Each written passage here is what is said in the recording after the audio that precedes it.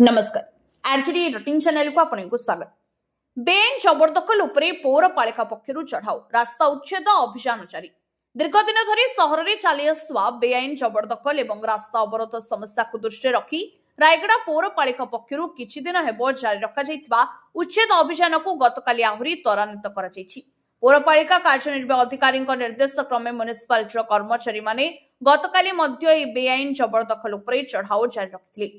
Collector को बासभवन आरंभ कर इंदिरानगर पर्यंत रास्ता समस्त बेआईन निर्माण को यही जारी रखा अभियान माध्यम उच्छेद करा मुख्यतः रास्ता को अवरोध कर बेआईन भाव में पार्किंग करा गाड़ी गुड़िक एवं दुकान मालिकों द्वारा फुटपाथ तथा रास्ता उपरे करा अनाधिकृत संप्रसारण को हटाइबा उपरे गुरुत्व दि जाइतला।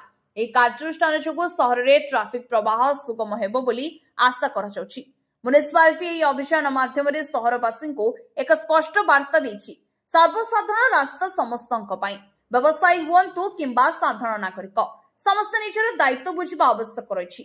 रायगड़ा नागरिकों सुविधा ट्राफिक प्रवाह और सुरक्षा को दृष्टि रखी यह अभियान जारी रही।